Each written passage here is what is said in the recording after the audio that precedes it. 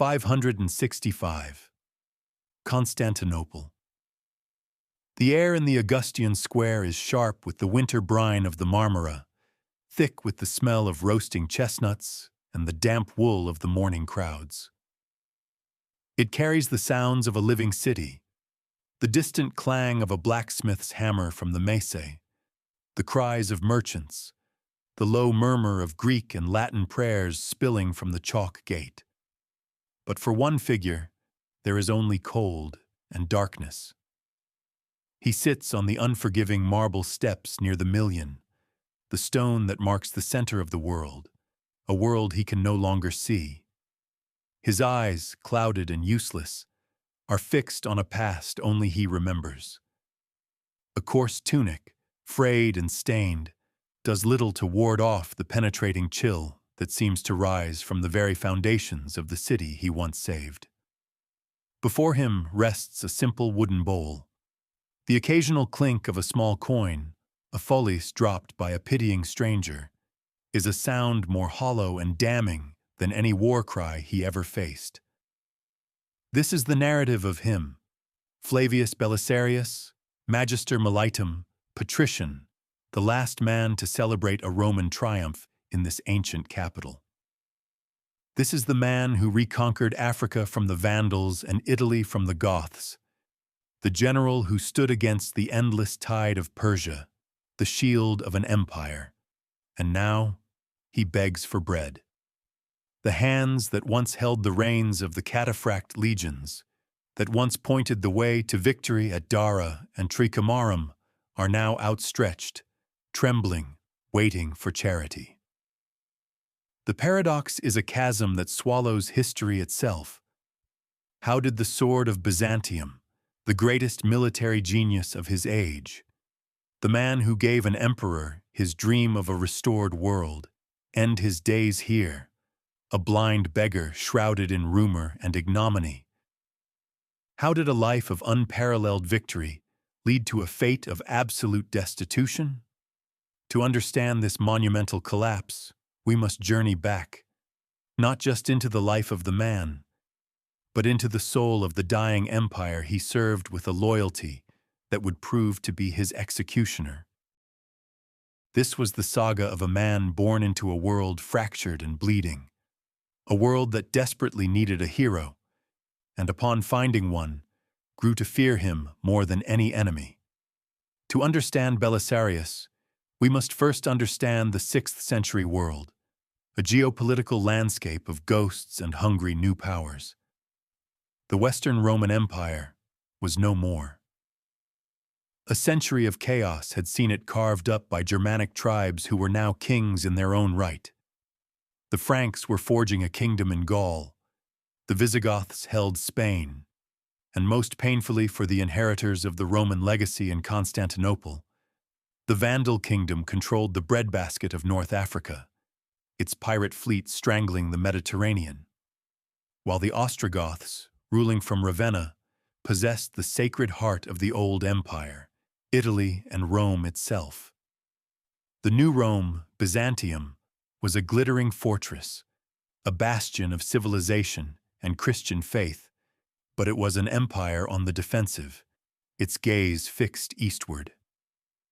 There, the eternal enemy, the mighty Sasanian Empire of Persia, loomed, a sophisticated and powerful rival that demanded constant vigilance and drained the treasury and legions. This was not a world of clear binaries, of civilization versus barbarism, but a complex web of shifting alliances, of federati and betrayals, where a Gothic king might write in elegant Latin to the emperor in Constantinople, while a Roman general commanded an army of Huns and Heruli. It was into this twilight world, a world that mourned a lost universal order but had not yet accepted the fractured reality, that a new emperor, Justinian, ascended the throne in 527. He was a man possessed by a titanic, almost insane ambition. Renovatio Imperii Romanorum, the restoration of the Roman Empire. It was a dream that would require a military instrument of impossible sharpness and unwavering loyalty. He found that instrument in a young Thracian officer, a man whose entire life would become a testament to the fact that for an absolute ruler, a servant's success can be more dangerous than his failure. To understand the man, we must return to the world that spawned him. Not the gilded corridors of the great palace, but the harsh, wind-swept frontier. Flavius Belisarius was born around the year 500 in Germania, a fortified town in Thrace, the rugged Balkan province that had for centuries served as the empire's bloody shield against barbarian incursions from the north. This was not the world of rhetoricians and theologians. It was a land of soldiers, of pragmatic, hard-bitten men who understood the cycles of raid and reprisal, where civilization was a thin veneer over a landscape of constant, low-level warfare. He was of the soil, likely of Romanized Thracian stock. His first language probably a rough frontier Latin, not the elegant Greek of the capital's elite. He was not born to the highest echelons of the ancient senatorial aristocracy, those families who could trace their lineage back to the Republic. His path to power was not through inheritance, but through the only meritocracy that mattered in this dangerous age: the army. His youth was not spent poring over Virgil, but learning the way of the horse and the lance. He was forged in the crucible of the limitanae, the border guards, men who knew the value of a well-laid ambush, the importance of reliable scouts, and the brutal reality that a moment's hesitation meant death. This upbringing instilled in him not a thirst for political intrigue or theological debate, but a soldier's simple, almost naive code: loyalty to his commander, duty to the emperor, and a deep, instinctual understanding of the psychology of the warrior. Whether he be a Roman legionary, a Gothic chieftain, or a Hunnic horseman. This practical genius, this ability to read the landscape of a battlefield and the hearts of his enemies, was the secret to his future triumphs. But this frontier simplicity also left him utterly unprepared for the far more treacherous battlefield he would one day face: the serpentine politics of the Byzantine court, where loyalty was a weakness to be exploited and victory a crime to be punished. He was, in essence, a weapon perfectly honed for war, but dangerously unaware of the hand that wielded him. The first glint of the perfectly forged weapon was seen in the eternal furnace of the East, the Mesopotamian frontier where Rome and Persia had bled each other white for centuries. As a young man, Belisarius entered the elite ranks of the Scholae Palatinae, the emperor's own guards, a position that brought him into the personal orbit of the future emperor, Justinian.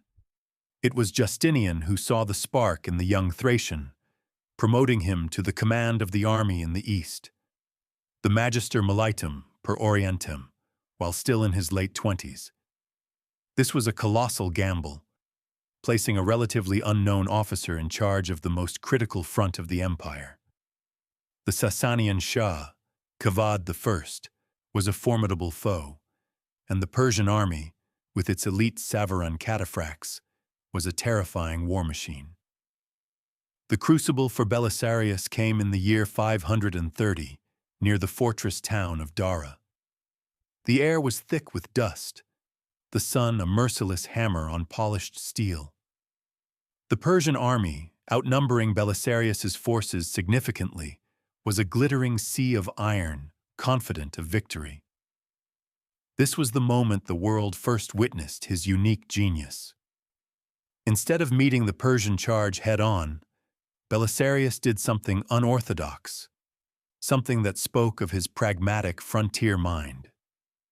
He ordered his men to dig a series of trenches before their lines, a simple but brilliant innovation that would break the momentum of the Persian cavalry, rendering their primary weapon useless, When the Savarin charged, their thunderous advance dissolved into chaos and confusion as their horses stumbled into the hidden ditches.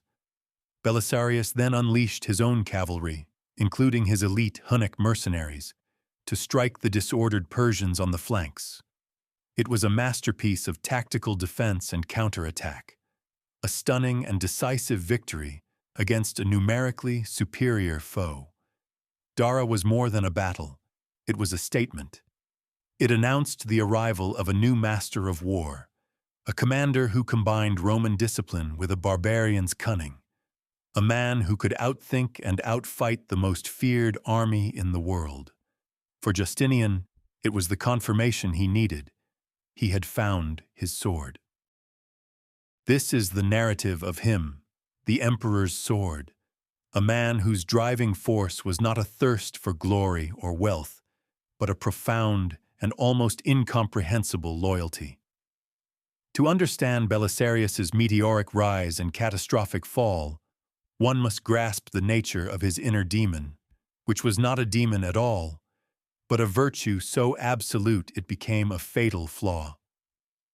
His entire being was seemingly dedicated to two things: the abstract ideal of the Roman Empire and the man who wore the imperial purple, Justinian. This was not the cynical, self-serving loyalty of the courtier, who praises the emperor while plotting his own advancement. It was the pure, unwavering devotion of a soldier to his commander-in-chief, the embodiment of the state itself. Belisarius saw in Justinian not just a master, but the living symbol of the Renovatio Imperii, the sacred mission to reclaim the lost provinces and restore the glory of Rome. He truly believed in the dream. Every campaign he fought, from the deserts of Africa to the ruined fields of Italy, was, in his mind, a sacred duty. This conviction gave him his incredible focus and resilience, allowing him to operate with minimal resources, thousands of miles from home, surrounded by enemies, for years on end. It was this loyalty that made him refuse the crown of the Western Empire when it was offered to him by the Goths in Italy, a moment that could have changed history. Any other general of his stature might have been tempted, might have seen it as his destiny. Belisarius saw it as treason. But it is here that the paradox lies. This very loyalty, so pure and so complete, was utterly alien to the world of the Great Palace. In the paranoid corridors of power, such unwavering virtue was not seen as a strength, but as the most cunning of masks. Courtiers and rivals, chief among them the Empress Theodora and the eunuch Narcissus, could not comprehend a man who wielded so much power, but did not seem to desire the throne for himself. They projected their own ambitions and fears onto him, concluding that his loyalty must be a complex deception, a long game to build a power base for an eventual coup. Justinian, an emperor who trusted no one, was susceptible to these whispers. And so, the more Belisarius won for his emperor, the more he proved his loyalty through action, the more he became a figure of suspicion and terror. His virtue was his crime. The path of this virtuous but dangerous man was irrevocably set not by a single battle, but by a fateful convergence of three extraordinary personalities who would form the ruling triumvirate of the age. It was a triangle of power, ambition, and suspicion. At one corner stood Justinian, the tireless workaholic emperor, the provincial administrator who dreamed in the grand scale of Augustus and Constantine.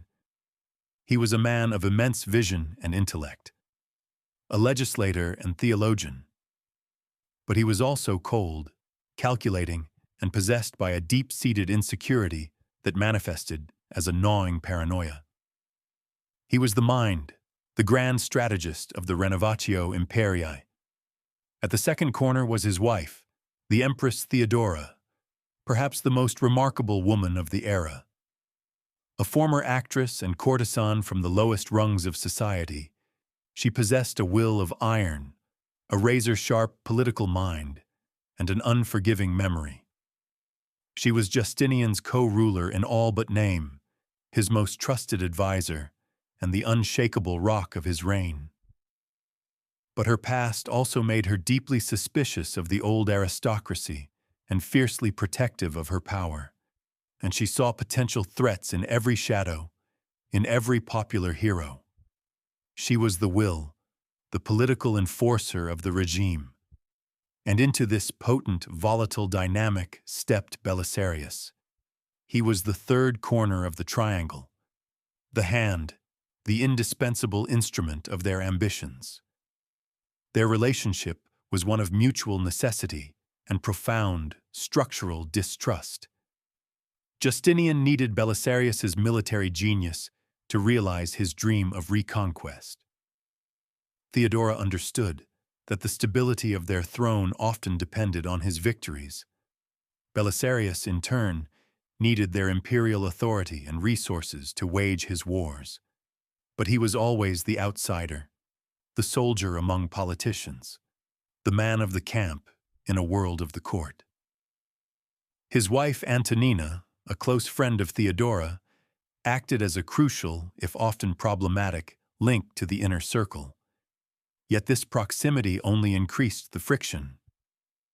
The imperial couple saw Belisarius not as a partner, but as their most powerful and therefore most dangerous tool, a sword that could, at any moment, be turned against its masters. It was an alliance forged in necessity, but it would be slowly poisoned by the very successes it produced. The first great test of this poisoned alliance, the moment that forged Belisarius's reputation in blood and bound him to the throne forever, was not on a foreign battlefield, but in the very heart of Constantinople.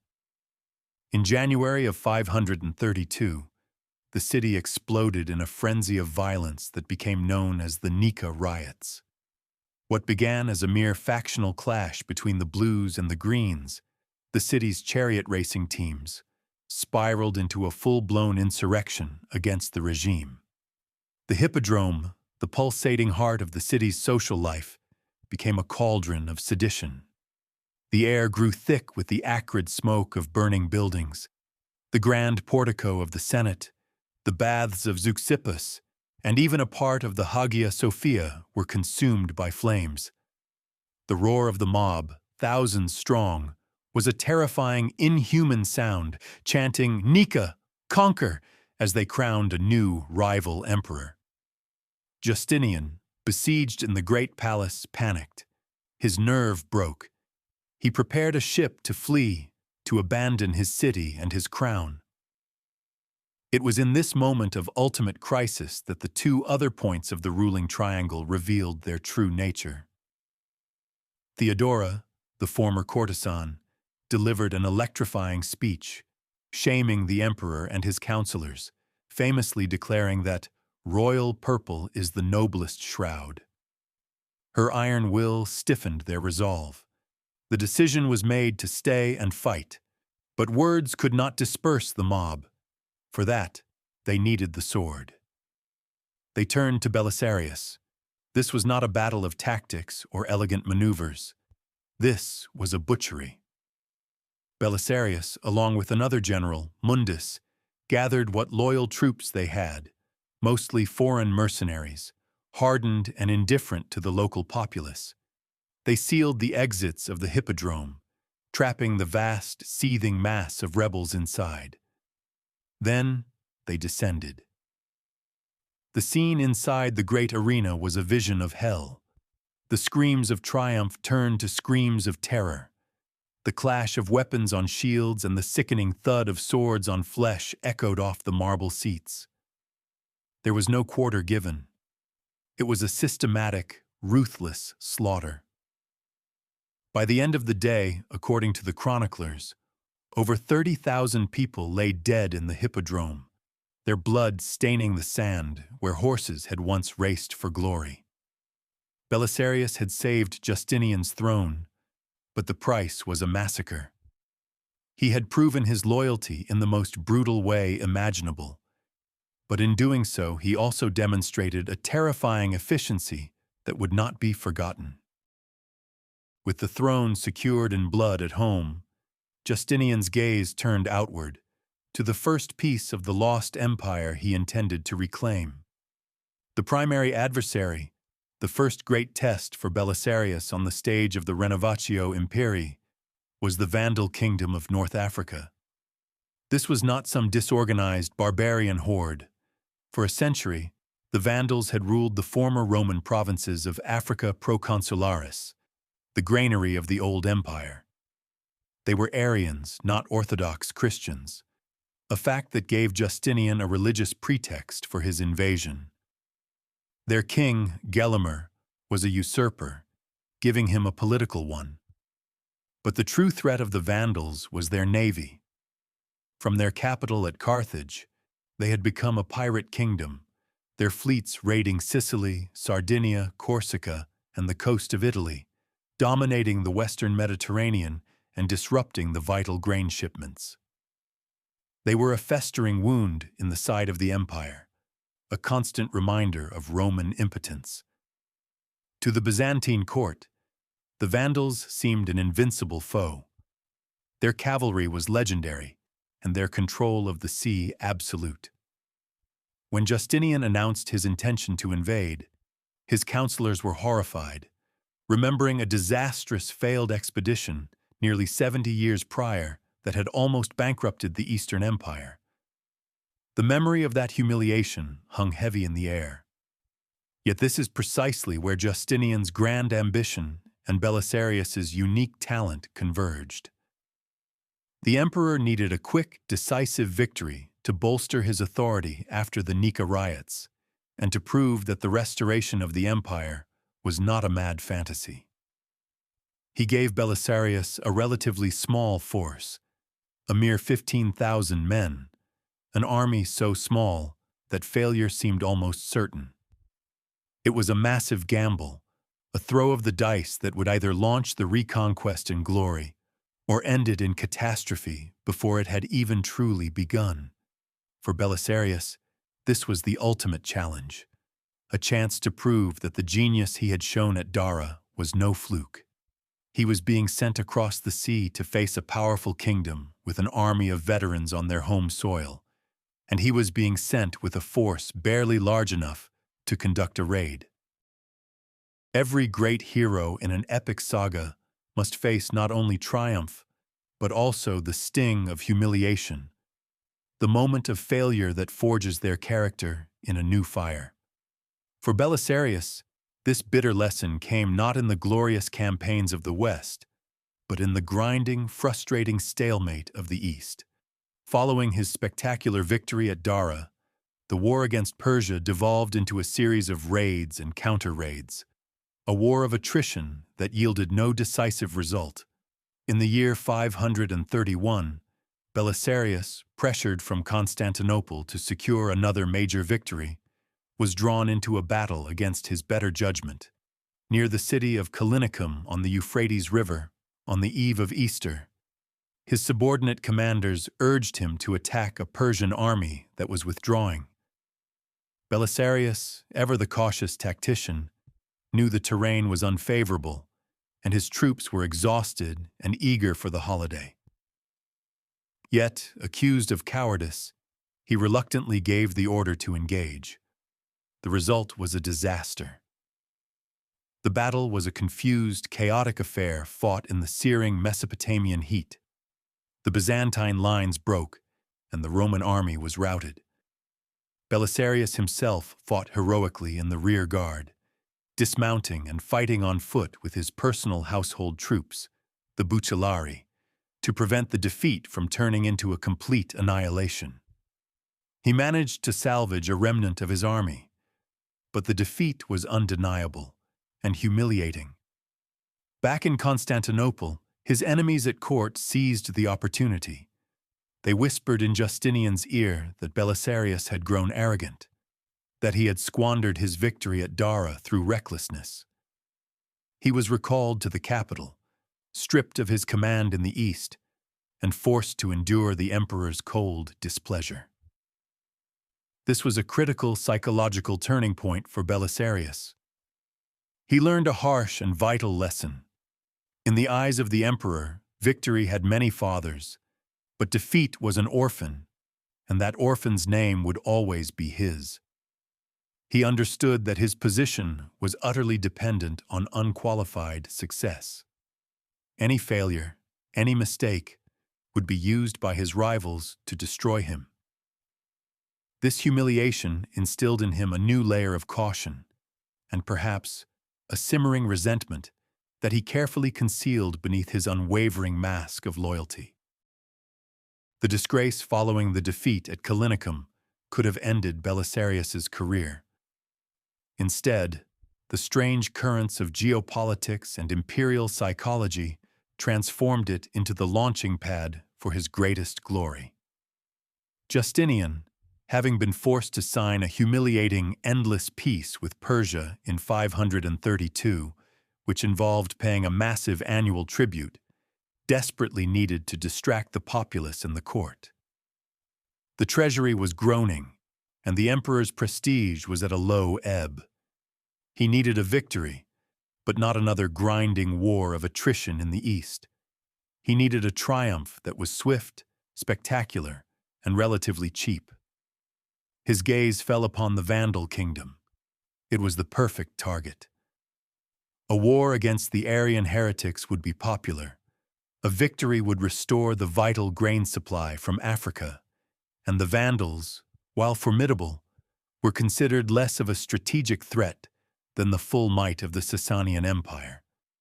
This confluence of circumstances was the opportunity Belisarius had been waiting for, the chance to redeem himself. He was the only general with the prestige and experience to lead such an ambitious amphibious expedition. His recent humiliation also made him politically safe. A humbled Belisarius was far less of a threat than the celebrated hero of Dara.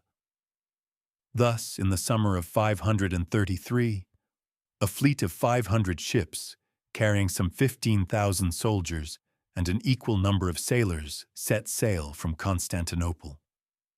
The atmosphere was one of deep foreboding. The memory of the failed expedition of 468, which had been annihilated by Vandal fireships, haunted everyone. But Belisarius was a different kind of commander.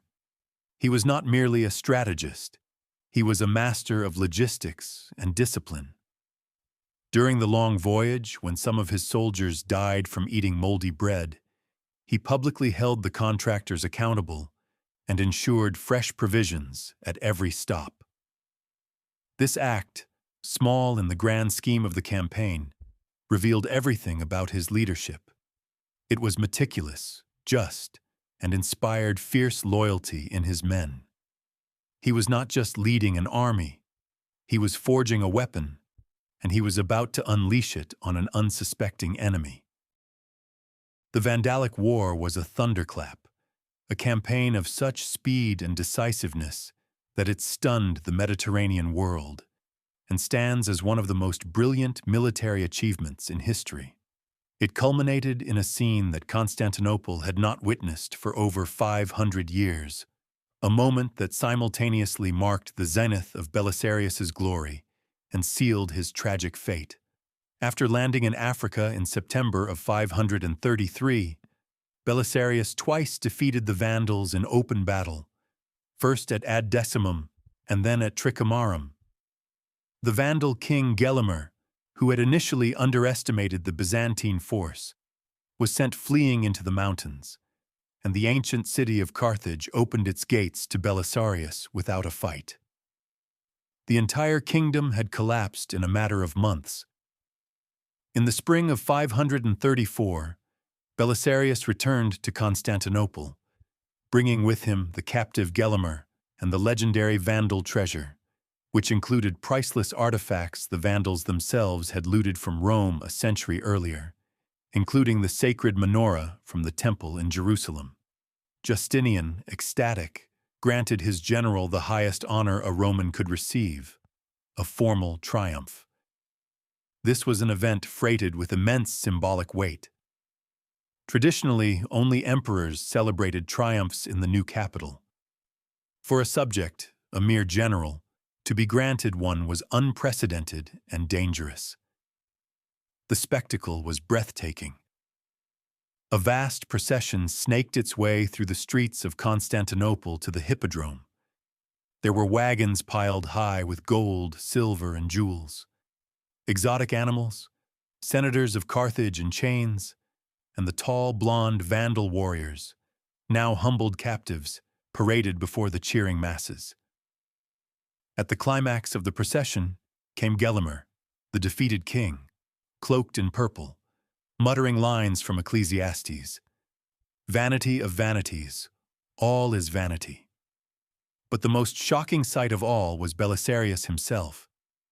Instead of riding in a chariot as tradition dictated, he walked on foot, a gesture of profound humility before his emperor, who watched from the imperial box. Yet, no gesture of humility could mask the reality of the moment. The crowds were not cheering for Justinian, they were cheering for Belisarius. He had become a hero, a living legend, the man who had restored Africa to the empire in a single campaign season. And for Justinian and Theodora, watching from on high, the roar of the crowd must have sounded less like a celebration and more like a warning. In the intoxicating aftermath of the triumph, Justinian bestowed upon Belisarius another ancient and powerful honor, naming him Consul Ordinarius for the year 535. In the grand scheme of Byzantine autocracy, the consulship was a hollowed-out relic, an archaic honor stripped of its former republican power.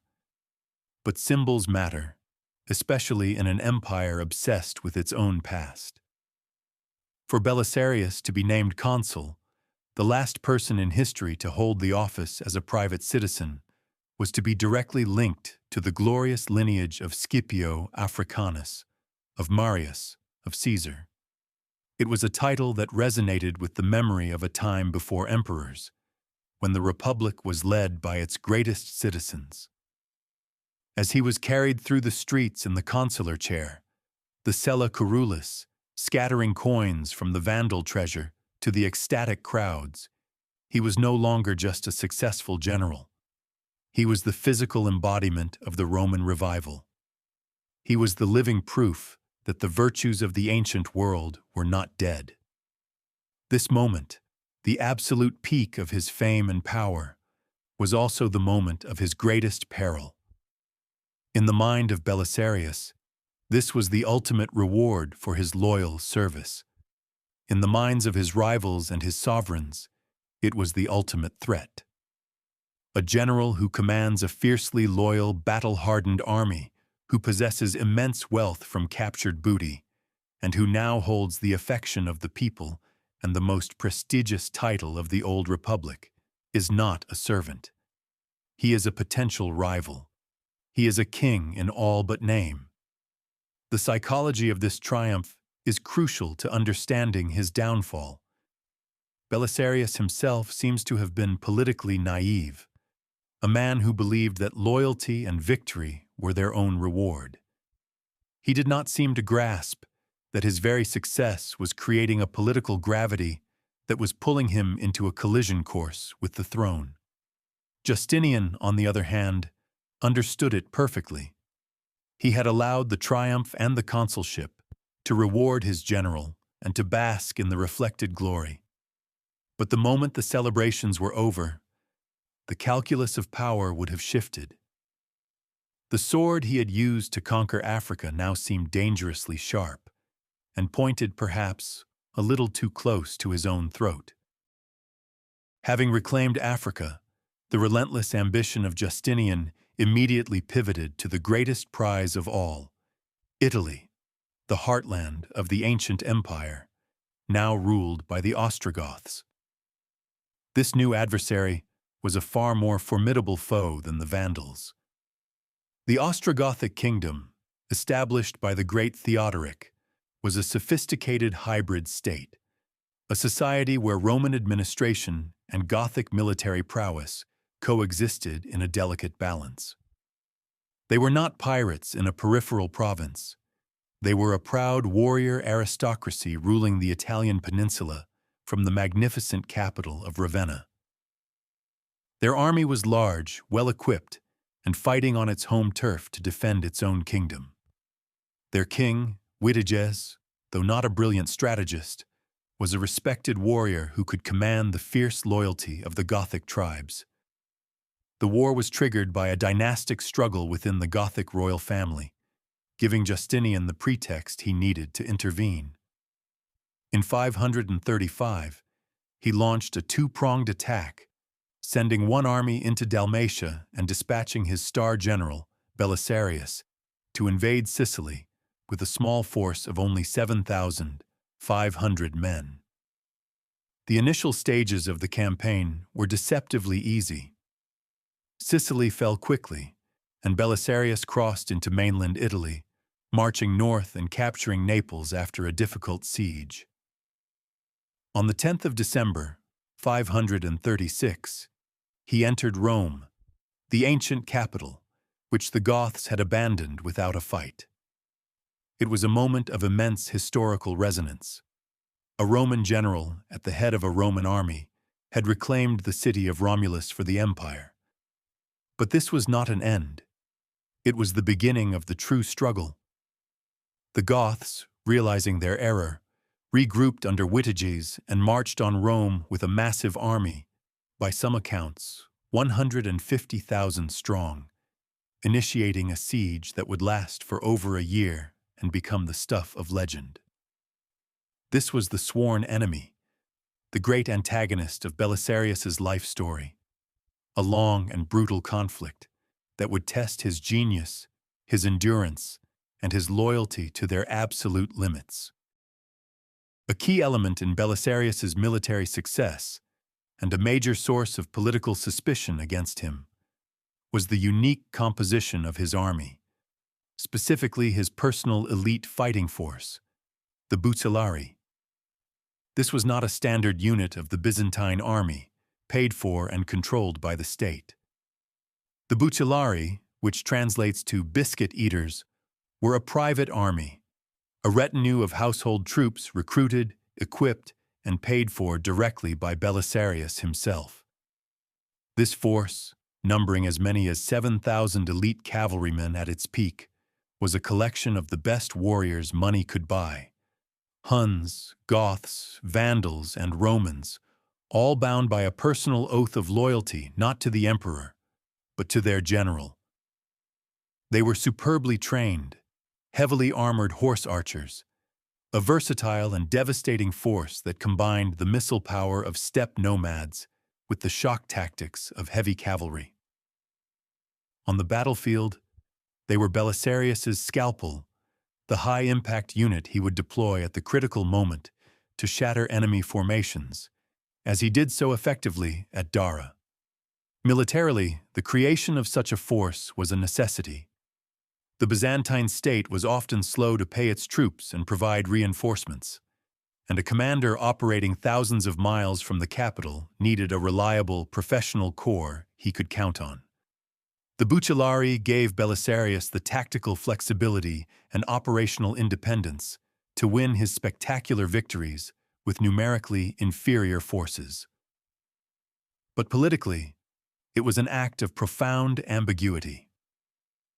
In the paranoid atmosphere of Justinian's court, a private army loyal to one man was tantamount to treason.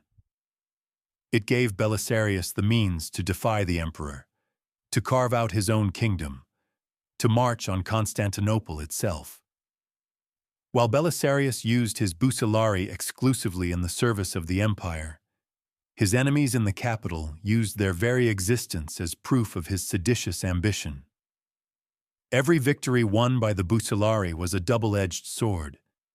It expanded the empire, but it also increased the personal power and prestige of a man whom the emperor was beginning to fear more than any foreign king. This private army, the very instrument of his triumphs, became one of the key pieces of evidence in the unspoken indictment that was slowly being built against him.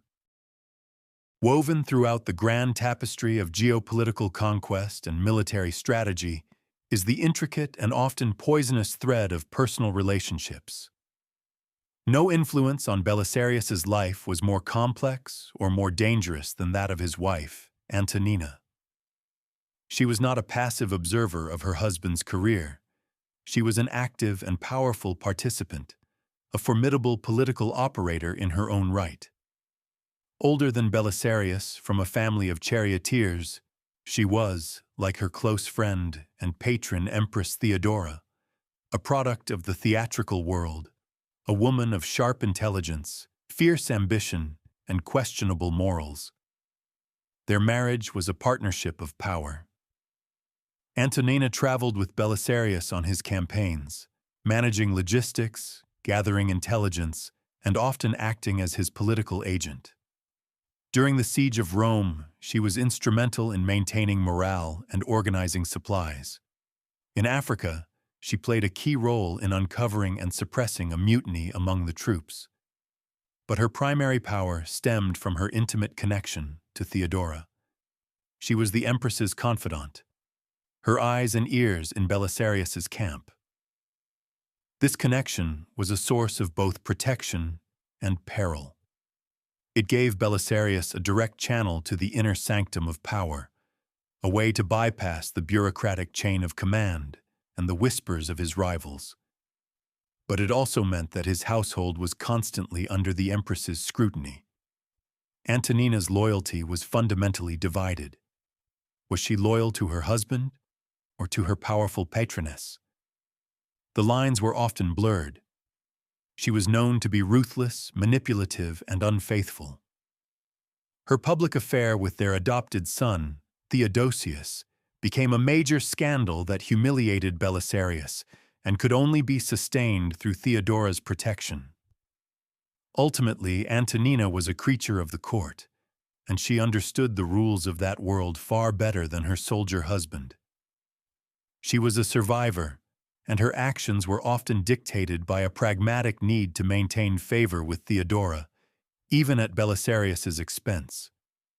She was his greatest ally and his greatest weakness, a shadow of the empress in his own home, a constant reminder that the intrigues of the great palace could reach him even on the most distant battlefield. Just as the war in Italy seemed to be reaching its climax, with the Goths cornered in their capital of Ravenna, two devastating blows fell upon the empire, events that would shatter its strength and cast the first dark cracks in the edifice of Belisarius's career. The first was a catastrophe of biblical proportions. In the year 541, the bubonic plague, the first recorded pandemic of its kind, arrived in the port of Pelusium in Egypt. It spread with terrifying speed along the trade routes, reaching Constantinople by the following year. The Justinianic plague was an apocalypse. The chronicler Procopius, an eyewitness, describes a city in utter collapse. At its peak, the plague was killing 10,000 people a day in the capital. Carts could not keep up with the bodies, which were piled in the streets, dumped into the sea, or thrown into abandoned fortifications. The stench of death was everywhere. The economy ground to a halt. The fields went unharvested, and the army was decimated as both recruits and veterans succumbed to the disease. Justinian himself was stricken, and for a time it was believed he would die. This moment of imperial crisis exposed the precariousness of Belisarius's position.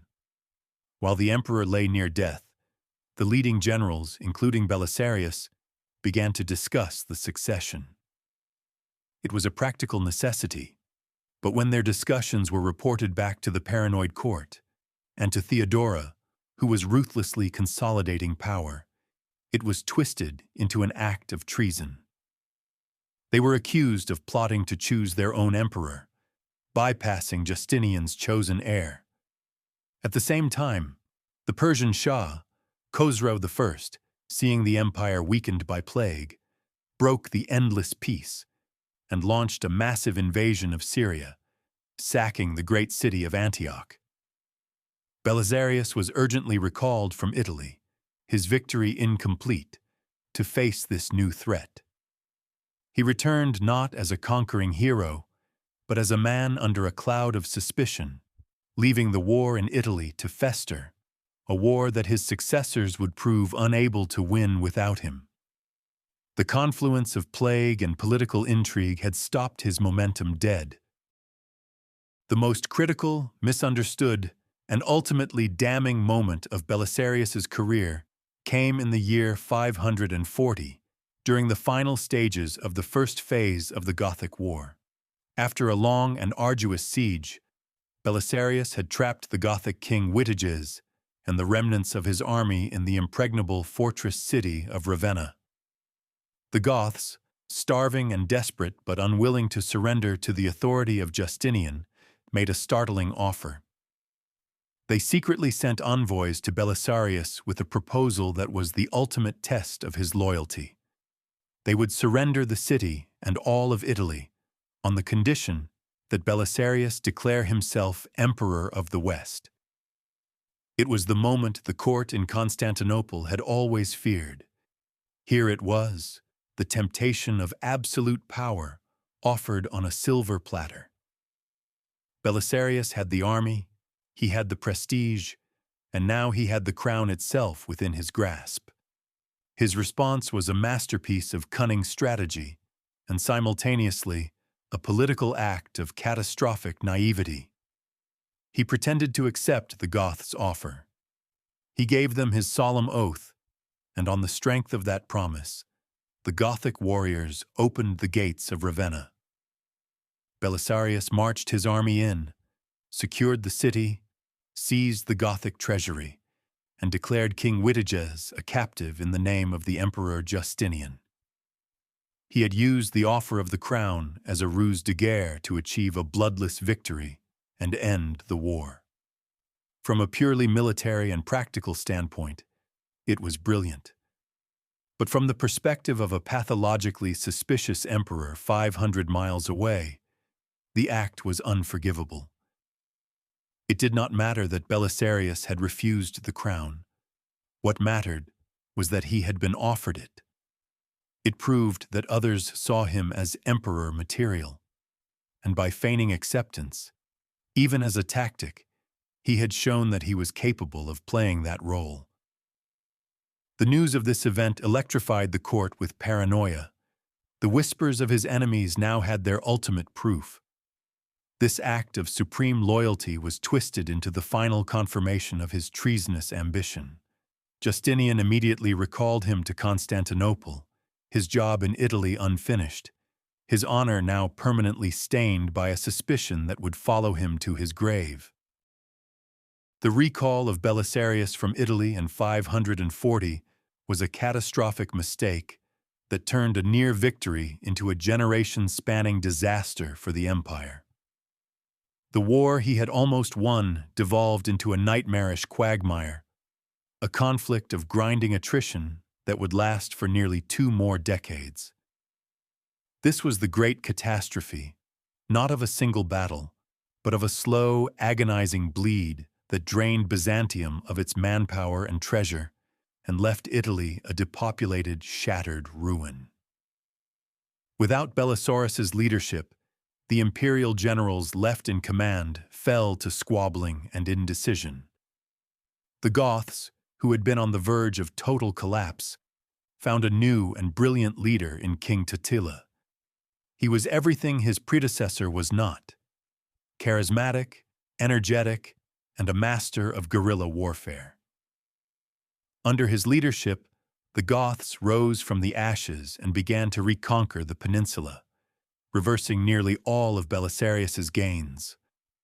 The war became a brutal seesaw of sieges and counter-sieges. Cities like Rome were captured and recaptured multiple times, each time leaving them more broken and desolate. The civilian population of Italy was caught in the middle, devastated by famine, plague, and the endless depredations of both armies. The very civilization Justinian had sought to liberate was being systematically destroyed by his own war. In 544, with the situation in Italy critical, Justinian was forced to swallow his pride and send Belisarius back. But this was not the triumphant hero of the first campaign. He was sent with a pitifully small army and starved of funds and reinforcements. The emperor was still too suspicious to entrust him with a proper command. For 5 miserable years, Belisarius waged a shadow of his former war, a frustrating campaign of raids and skirmishes, unable to engage Totila in a decisive battle. He was a lion sent to fight with his claws clipped, a genius forced to fight with his hands tied behind his back. The Second Italian campaign was a failure, a long, drawn-out humiliation that tarnished his reputation and broke his spirit. A catastrophe born not on the battlefield, but in the suspicious mind of his emperor. The final years of Belisarius's active career were a slow, painful descent, a story of political sidelining and the ultimate crushing betrayal. After his failed second campaign in Italy, he was recalled to Constantinople in 549, this time in semi-disgrace. The war in Italy would eventually be won, but not by him. It would be won by his great rival, the eunuch Narses, who was finally given the vast resources and manpower that had always been denied to Belisarius. Narses's victory was a final bitter twist of the knife, proof that the emperor was willing to grant another man the tools for success, simply because he did not fear him as a political rival. Belisarius, now in his late 50s, was given a sinecure position in the capital, effectively put out to pasture. He was still a celebrated figure among the people, but within the court, he was a ghost, a relic of past glories. The final collapse came in 562. A conspiracy against Justinian was uncovered, and during the interrogations, under torture, some of the conspirators named Belisarius as a participant. There was no credible evidence against him. It was likely a desperate attempt by the accused to implicate a powerful figure to save their own lives, or a fabrication orchestrated by his enemies. But for the aged and increasingly paranoid Justinian, the mere accusation was enough. The man who had served him faithfully for 40 years, who had won him an empire and saved his throne, was placed under house arrest. His vast wealth, the spoils of his many victories, was confiscated. He was publicly humiliated, stripped of his guards and his honors. For over a year, the greatest general of the age lived as a prisoner in his own home, a victim of the final, definitive betrayal by the emperor to whom he had dedicated his life. Though he was eventually pardoned and his property restored, something had irrevocably broken. The psychological wound was too deep. The man who had faced down Persian cataphracts and Gothic hordes had been brought low not by an enemy's sword, but by a whispered accusation in a darkened room. The final act of the saga of Flavius Belisarius is one of perfect, tragic irony, a last flash of brilliance from a dying star. After years of forced retirement and disgrace, in the winter of 559, an existential threat appeared at the very gates of Constantinople. A horde of Kutriger Huns, a fierce nomadic people from the steppes, had crossed the frozen Danube, plundered the defenseless Balkan provinces, and were now camped within sight of the Theodosian walls. Panic gripped the capital. The regular army was scattered across the vast empire, and the city's garrisons were composed of raw, untested recruits. The city that was the center of the world stood naked and terrified. In this moment of supreme crisis, Justinian, now an old man in his 80s, turned to the one man he knew could save him. He turned to the ghost he had tried to exorcise. Belisarius, now nearly 60 years old, was recalled from his obscurity and given command of the city's defense. The resources at his disposal were a joke. A few hundred of his veteran bucellari who had remained loyal to him, and a few thousand hastily armed peasants and civilian militia from the city's guilds. It was a ragtag army of old men and frightened boys. Yet, with this pathetic force, the old master painted his final masterpiece. He used guile where he lacked strength. He led the Kutriger horde into a carefully prepared ambush in a wooded valley, using a small force as bait. He had his men make as much noise as possible, shaking trees and banging their shields to create the illusion of a much larger army. The terrified Kutrigers, caught by surprise and believing they were facing the main imperial army, broke and fled in a panic. Belisarius, with his handful of veterans, had routed a force that had terrified the entire empire. He had saved Constantinople one last time. He returned to the city a hero, the adoring crowds once again chanting his name. But for Justinian, this final victory was perhaps the most unforgivable insult of all. The old general had not only proven himself still brilliant, but he had also exposed the profound weakness of the state without him. It was a final, fleeting moment of glory, a last flare of the Roman spirit before the darkness closed in for good. The historical Flavius Belisarius died in 565, a few months before his emperor, Justinian. He died in his palace, his properties having been restored. But history is often less potent than the legends it spawns. Within a few centuries, the complex reality of his life, a story of triumph, loyalty, and political betrayal, was replaced by a far more simple and powerful myth, the legend of Belisarius, the blind beggar. This story, popularized in the Middle Ages and immortalized in art and literature, tells of Justinian, in a final fit of paranoid rage, ordering his great general to be blinded and cast out, forced to beg for his daily bread with the famous plea, "Date obolum Belisario," give an obol an to Belisarius. There is no contemporary historical evidence to support this story. It is almost certainly a fabrication, a piece of folklore that reflects a later generation's profound disillusionment with the Byzantine state. But the truth of the legend is not in its factuality, but in its emotional resonance. The image of the blind hero begging in the shadow of the palaces he helped build became a powerful symbol of imperial ingratitude, a cautionary tale about the fate of those who serve fickle masters. This conflict of interpretations, the complex historical figure versus the tragic myth, reveals more about the societies that tell the story than about the man himself.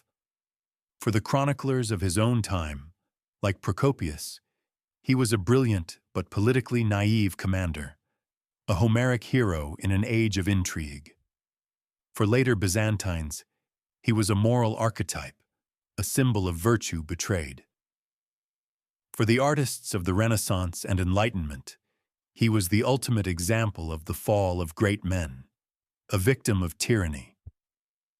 The legend endures because it simplifies a complex reality into a universally understood tragedy. It strips away the nuances of geopolitics and court intrigue and leaves behind a stark, human drama. The story of a great man who gave everything and received nothing, a conflict that resonates far beyond the walls of 6th century Constantinople. We arrive, then, at the final answer to the core question, the solution to the paradox of the triumphant general ending as a beggar, whether in fact or in potent legend. What broke Flavius Belisarius? It was not the armies of Persia. It was not the Goths in Italy or the Vandals in Africa. He was not broken by defeat, for he rarely tasted it. He was broken by the very system he swore to protect, a system that had no mechanism to process a man like him. Belisarius was, in essence, the last Roman general. He operated according to an ancient, almost republican code of virtue: duty to the state, personal loyalty to his commander, and the belief that victory in the service of the empire was the highest possible calling. He was a man of the battlefield, of clear objectives and honorable conduct. But he was serving a new kind of state, the Byzantine autocracy, a system built on a foundation of palace intrigue, theological hair-splitting, and a deep, pervasive paranoia. In this world, his Roman virtues were not assets, they were liabilities. His unwavering loyalty was seen as a cunning mask for ambition. His refusal of the Western crown was not proof of his fidelity, but evidence that he was playing a longer, more subtle game. His popularity with the army and the people, the natural result of his victories, was not a source of strength for the state, but a direct threat to the emperor's fragile ego. He was a prisoner of his own loyalty. He could not bring himself to betray Justinian, even when it was clear the emperor's suspicion was crippling his ability to serve the empire effectively. He was a straightforward man in a world of serpentine complexity. Justinian, Theodora, Narcissus, Antonina, they were all creatures of this new world. They understood its dark and subtle rules. Belisarius never did. He kept winning battles, believing that his actions would speak for themselves, failing to understand that in the Byzantine court, actions were always interpreted through the darkest possible lens. He was not crushed by his enemies, but by the very nature of the absolute power he served. He was a relic of one world, tragically and fatally out of place in another. The saga of Belisarius is more than the story of one man's life. It is a profound and tragic lesson on the nature of empire, power, and the seductive danger of nostalgia. The entire project of Justinian's reign, the Renovatio Imperii, was a dream of turning back the clock, of erasing a century of history and restoring a lost golden age. Belisarius was the primary instrument of that dream. He was tasked with reconquering a past, with making the map look the way it once did. But the verdict of history is that ghosts can only be chased at a terrible price. The cost of this dream was astronomical. The decades of war in Italy did not restore the glory of Rome. They bled the Eastern Empire of its finest soldiers and its treasure, leaving it dangerously exposed to the renewed Persian threat in the East and the arrival of new peoples like the Slavs and Avars in the Balkans. The campaign did not liberate Italy. It annihilated its civilization, leaving the peninsula so broken and depopulated that it would be easily conquered by the Lombards shortly after Justinian's death.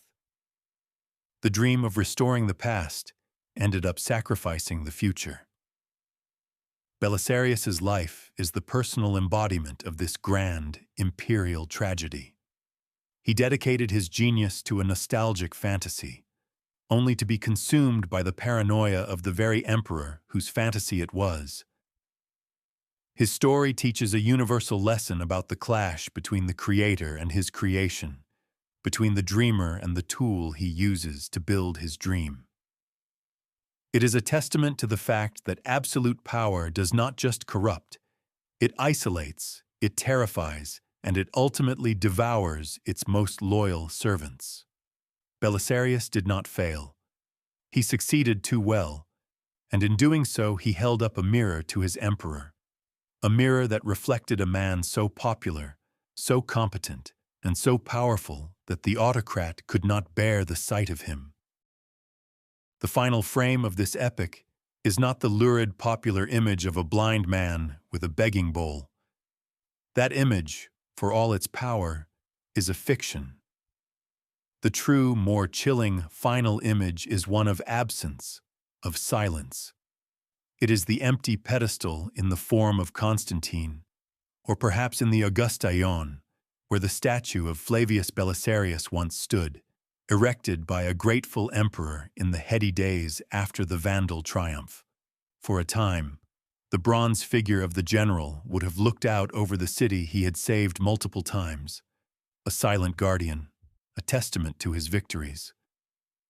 But after the accusations, after the disgrace, after the final, suspicious recall, that statue would have become an intolerable reminder of the emperor's debt and of his own fear. We do not know exactly when, but at some point it would have been quietly removed.